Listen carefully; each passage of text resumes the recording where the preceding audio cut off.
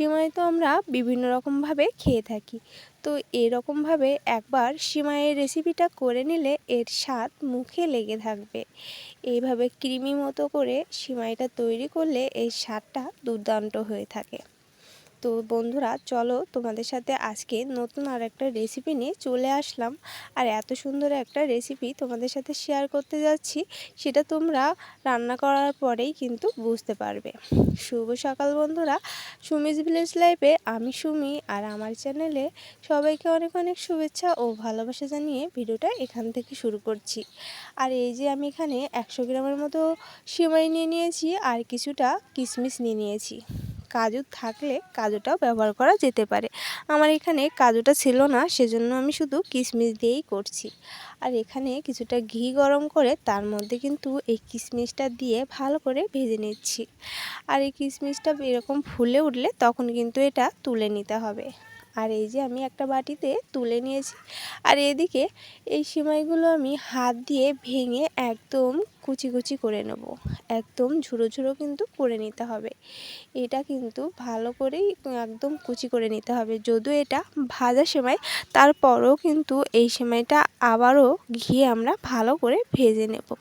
সেজন্য এভাবে কিন্তু ভালো করে গুঁড়ো না করলে সেমাইটা ভাজতে কিন্তু খুবই অসুবিধা হয়। সেজন্যই কিন্তু প্রথমে এই সেমাইটা ভালো করে আমরা এরকম ঝুরো ঝুরো করে ভেঙে গুঁড়ো করে নেব।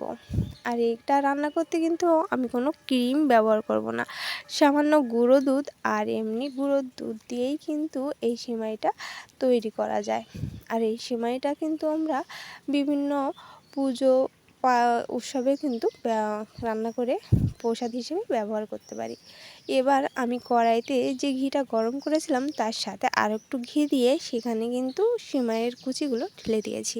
মানে সেমাইটা আমরা ভালো করে ঘিয়ের সাথে ভেজে নেব। এর জন্য কিন্তু অবশ্যই ঘিটা ব্যবহার করতে হবে, তাহলে অবশ্যই এর স্বাদটা ঠিকঠাক মতো পাওয়া যাবে।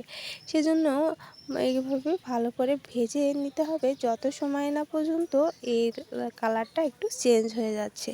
মানে কালারটা যখন একদম কালো খয়েরি মতো হয়ে যাবে তখনই বোঝা যাবে যে সেমাইটা কিন্তু আমাদের ভাজা হয়ে গিয়েছে।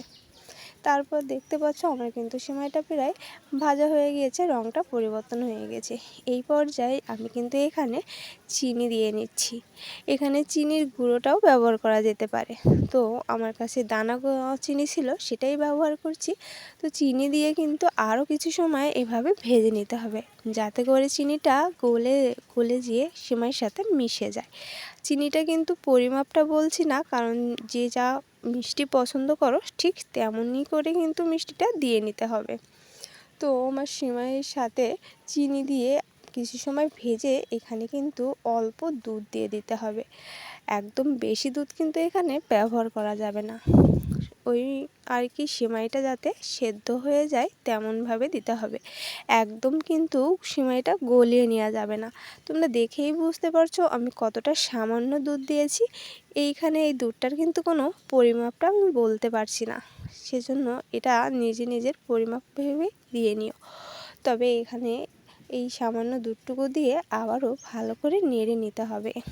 আর কি দুধটা দিয়ে সেমাইটা ভালো করে আর একটু ভেজে নিতে হবে। সব কিছু দিয়ে সেমাইটা কিন্তু এরকম ঝুরো ঝুরো করে ভেজে নিতে হবে। দেখেই বোঝা যাচ্ছে কেমন হয়েছে। আর সেমাইটা কিন্তু আমার সেদ্ধও হয়ে গিয়েছে, তোমরা তো দেখলেই বুঝতে পারছো, কারণ সেমাইটা কেমন এঁটে এঁটে যাচ্ছে।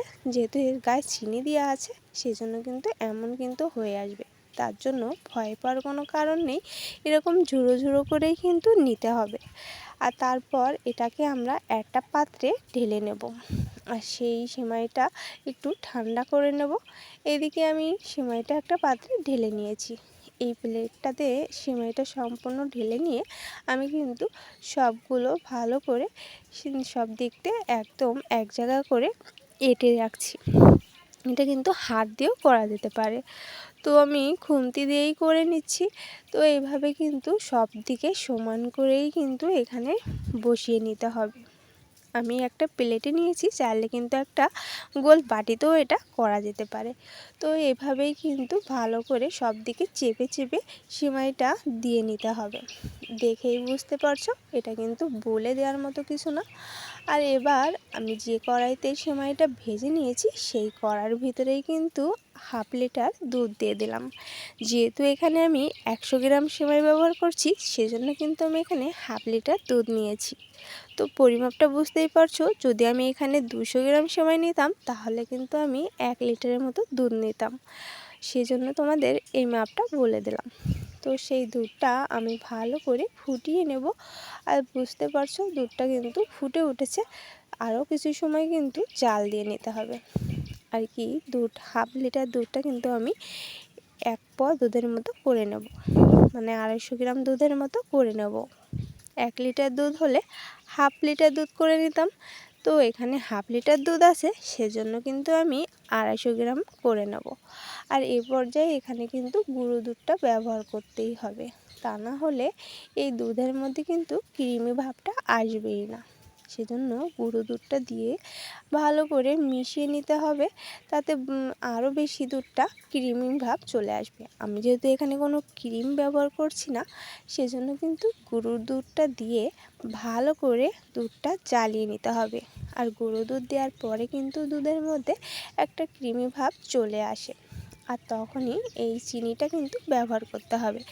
যদিও আমি সিমাইতে আগে চিনি দিয়েছি, তো এখানে সেই হিসাবে আর বাকি চিনিটুকু দিয়ে নিতে হবে, তা না হলে কম হয়ে বেশি হয়ে যেতে পারে।